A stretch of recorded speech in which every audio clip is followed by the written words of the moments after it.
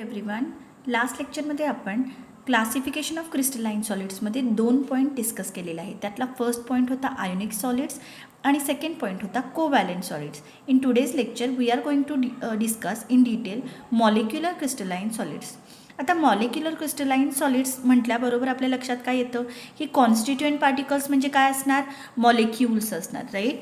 म्हणजेच काय, कन्सिडर करा एक क्रिस्टल आहे आणि या क्रिस्टलमध्ये हे जे पॉईंट्स दाखवलेले आहेत ते म्हणजे आपले काय असणार आहेत, कॉन्स्टिट्युएंट पार्टिकल्स असणार आहेत. आणि ते कॉन्स्टिट्युएंट पार्टिकल्स जे आहेत ते मॉलिक्युलर क्रिस्टलाइन सॉलिडमध्ये काय असणार आहेत, तर मॉलिक्युल्स असणार आहेत. मॉलिक्युल्स वेगवेगळ्या प्रकारचे असू शकतात. मॉलिक्युल्स पोलार असू शकतात, मॉलिक्युल्स नॉन पोलार असू शकतात, ॲज वेल ॲज मॉलिक्युल्स जे आहेत, काही मॉलिक्युल्स हे हायड्रोजन बॉन्डनी एकमेकाला जोडलेले असू शकतात. सो हायड्रोजन बॉन्डेड मॉलिक्युल्ससुद्धा असू शकतात. असे 3 प्रकार मॉलिक्युल्सचे आपल्याला बघायला मिळतात आणि त्या अकॉर्डिंग आपण मॉलिक्युलर क्रिस्टलाइन सॉलिड्सना 3 टाईप्समध्ये डिवाईड करू शकतो. पण बेसिकली इथं आता कॉन्स्टिट्युएंट पार्टिकल्स म्हणून काय असणार आहेत, मॉलिक्युल्स असणार आहेत. So here I have written the constituent particles are molecules. Second, the molecules are held by various intermolecular forces of attraction. आता इथे हे जे मॉलिक्युल्स प्रेझेंट असणार आहेत, क्रिस्टलमध्ये जे मॉलिक्युल्स प्रेझेंट असणार आहेत हे एकमेकाला कोणत्या ना कोणत्या फोर्स ऑफ अट्रॅक्शननी काय झालेली असणार आहे, बाइंड झालेली असणार आहेत. आणि तो जो फोर्स ऑफ अट्रॅक्शन आहे तो कोणत्या प्रकारचा आहे त्यावर हे 3 टाईप्स आपण पाडलेले आहेत. त्याच्यामध्ये सगळ्यात फर्स्ट टाईप जो आहे तो आपण डिस्कस करतोय, polar molecular crystalline solids. Polar molecular crystalline सॉलिड्समध्ये जो फोर्स ऑफ अट्रॅक्शन आहे that will be weak dipole dipole interaction. सगळ्यांना माहिती आहे की पोलार मॉलिक्युल्स हे असे मॉलिक्युल्स असतात की ज्यांच्यामध्ये आपल्याला काय बघायला मिळतं, चार्ज सेपरेशन बघायला मिळतं. For example HCl. कन्सिडर करा की इथं HCl मॉलिक्युल्स प्रेझेंट आहेत. तर HCl मॉलिक्युलमध्ये आपल्याला माहिती आहे की क्लोरीनवर पार्शल मायनस चार्ज क्रिएट होतो आणि हायड्रोजनवर पार्शल पॉझिटिव्ह चार्ज क्रिएट होतो. Partial positive charge here partial negative charge. So हा नेगेटिव्ह चार्ज जो आहे नेक्स्ट मॉलिक्युलच्या पॉझिटिव्ह चार्जला काय करणार, अट्रॅक्ट करणार. ह्याला म्हटलं जातं डायपोल डायपोल इंटरॅक्शन. म्हणजेच molecules are polar molecules are the constituent particles in polar molecular crystalline solids and they are held together by dipole dipole interaction. Okay, next examples HCl, H2O, SO2 etc. in solid state HCl, solid HCl, solid H2O, solid SO2 मध्ये आपल्याला dipole dipole interactions बघायला मिळतात आणि त्यांना आपण polar molecular crystalline सॉलिड्समध्ये consider केलेलं आहे. Next type is non polar molecular crystalline solids. Dispersion forces और London forces are the force of attraction which is present between the molecules. Consider this diagram. याच्यामध्ये आपण कन्सिडर करूयात एक example that is SO2.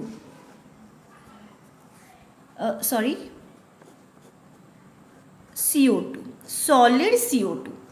Consider करा CO2चे molecules constituent पॉईंट्सला, main पॉईंट्सला present आहे आणि इथं आपल्याला दिसतं आहे की CO2ची अरेंजमेंट कशी आहे थ्रू आउट द क्रिस्टल, काय राहणार आहे, सेम राहणार आहे. सो आपण त्याला क्रिस्टलाइन सॉलिडमध्ये कन्सिडर केलेलं आहे. सॉलिड CO2ला ड्राय आईस असंही म्हटलं जातं. ड्राय आईसमध्ये कार्बन डायऑक्साईडचे मॉलिक्युल्स एकमेकाला अटॅच झालेले असतात. आता CO2 हा बेसिकली कसा आहे, नॉन पोलार. सगळ्यांना माहिती आहे म्यू जे असतं डायपोल मोमेंट इक्वल्स टू काय असतं, 0 असतो CO2मध्ये. आणि त्यामुळे CO2 मॉलिक्युल्स नॉन पोलार असतात, पण त्यांच्यामध्ये पण कुठला तरी फोर्स ऑफ अट्रॅक्शन प्रेझेंट असणार आहे आणि तो असतो डिस्पर्शन फोर्स, और it is also called as London force. London forces or dispersion forces we have already studied in 11th standard in gaseous state. There you can find the details of dispersion forces and London forces. पण इथं आता लक्षात ठेवायचं आहे की CO2 मध्ये कुठल्या प्रकारचा फोर्स ऑफ अट्रॅक्शन असणार किंवा कोणत्याही नॉन पोलार मॉलिक्युल्समध्ये कुठल्या प्रकारचा फोर्स ऑफ अट्रॅक्शन असणार, डिस्पर्शन फोर्स किंवा London force. Okay, and here the molecules are held together by weak van der Waals forces and they have repeated arrangement of the molecules, so they are considered as molecular crystalline solids. इथे example आपण दिलेली आहेत बघा, CH4 दिलेला आहे, H2 दिलेला आहे, example add करते, CO2 आहे, ऑर्गॉन, निऑन असे जे काही एलिमेंट्स असतात जे मॉलिक्युलर स्टेटमध्ये न राहता एलिमेंटल स्टेटमध्ये प्रेझेंट असतात, त्यांच्याही सॉलिड स्टेटमध्ये जे क्रिस्टल्स क्रिएट होतात, क्रिस्टल्स तयार होतात, त्यांच्यामध्येही आपल्याला काय बघायला मिळतो, तर लंडन फोर्स किंवा डिस्पर्शन फोर्स बघायला मिळतो आणि त्यांनाही आपण नॉन पोलार मॉलिक्युलर क्रिस्टलाइन सॉलिड्समध्ये कन्सिडर करू शकतो. Hydrogen bonded molecular crystalline solids. Hydrogen bonded molecular crystalline सॉलिड्समध्ये आपण कॉमन एक्झाम्पल बघतो, H2O. That is solid H2O means ice. Hydrogen bonds are present in between the molecules. म्हणजेच काय consider करा, आता इथे CO2च्या ऐवजी जर आपण हायड्रोजन बॉन्डेड मॉलिक्युलर क्रिस्टलाइन सॉलिड्समध्ये कॉन्स्टिट्युएंट पार्टिकल्स काय असणार, वॉटर मॉलिक्यूल्स. सो इथं प्रेझेंट काय असणार आहेत बघा, CO2च्या ऐवजी आपण काय लिहू शकतो, वॉटर मॉलिक्यूल्स हे कॉन्स्टिट्युएंट पार्टिकल्स म्हणून प्रेझेंट असणार आहेत. त्यांची एक डेफिनेट अरेंजमेंट आपल्याला इथे बघायला मिळणार.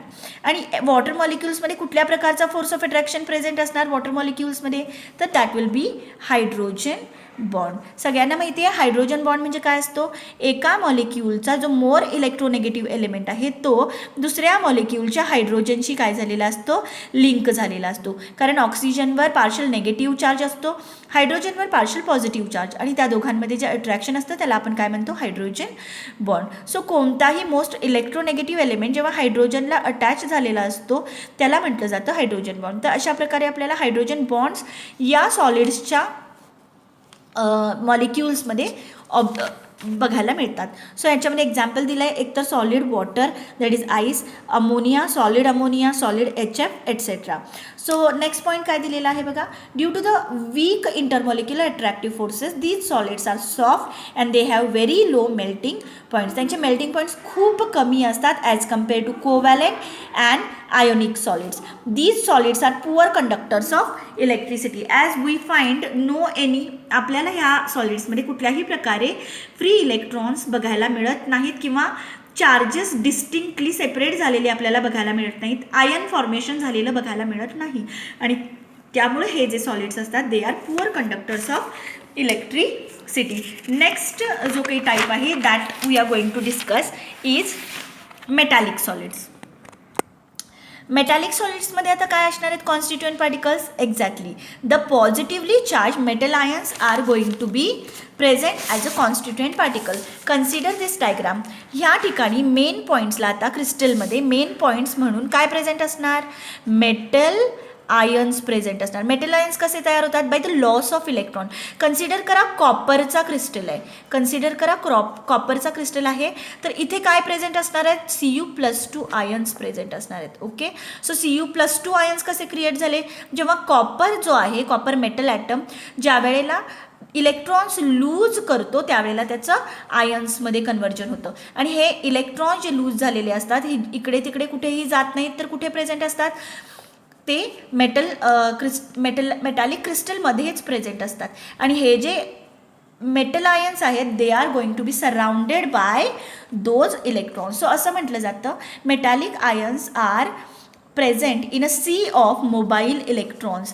मोबाईल इलेक्ट्रॉन जे आहेत, जे फ्री इलेक्ट्रॉन्स आपल्याला ह्या क्रिस्टलमध्ये बघायला मिळतात, त्यांच्या समुद्रामध्ये हे मेटल आयन्स एम्बेडेड असतात, प्रेझेंट असतात असं म्हटलं जातं. These metallic ions are held together by metallic bonds.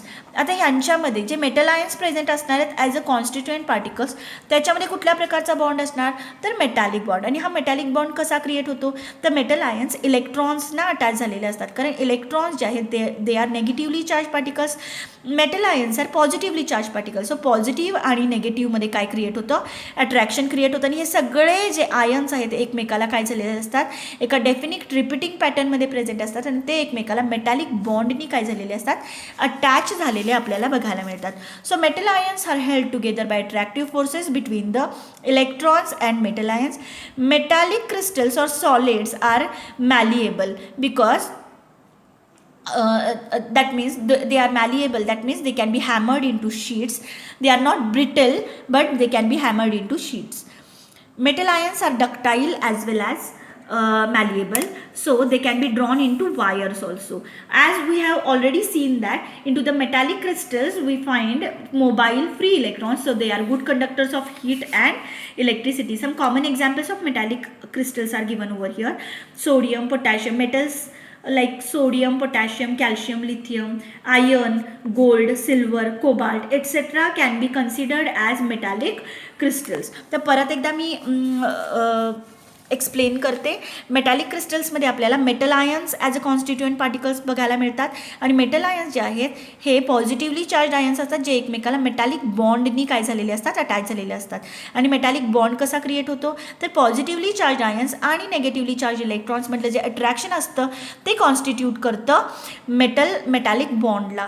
Metallic bond अशा पद्धतीनं क्रिएट होतो आणि त्यामुळं आपण हे जे काही सॉलिड्स आहेत ह्यांना ब्रिटल म्हणू शकत नाही, कारण ते सहजासहजी तुटत नाहीत. कुणी गोल्डच्या क्रिस्टलला इझिली फक्त प्रेस केलेलं आहे आणि ब्रेक झालेलं बघायला मिळतं का? नाही. तर आपण गोल्डवर खूप स्ट्रेस, खूप प्रेशर द्यावं लागतं, तेव्हा ते तुटत नाही पण शीट्समध्ये कन्वर्ट होतं किंवा वायर्स आपण त्याच्यापासून बनवू शकतो. Okay, so here we have written की metallic crystals are malleable as well as ductile. I hope you are getting cleared with the classification of crystalline solids. त्याच्यामध्ये आपण फर्स्ट बघितलं होतं आयोनिक क्रिस्टलाइन सॉलिड्स, सेकंड आपण covalent सॉलिड्सना discuss केलेलं आहे, third आपण मॉलिक्युलर क्रिस्टलाइन सॉलिड्स डिस्कस केलेलं आहे. त्याच्यामध्ये आपण polar molecular, non polar molecular आणि hydrogen bonded molecular crystalline solids discuss केलं आणि लास्टवाला पॉईंट आपण डिस्कस केला मेटॅलिक क्रिस्टलाइन सॉलिड्स और metallic solids. In the next video, we are going to discuss some more important points regarding solid state. Thank you very much.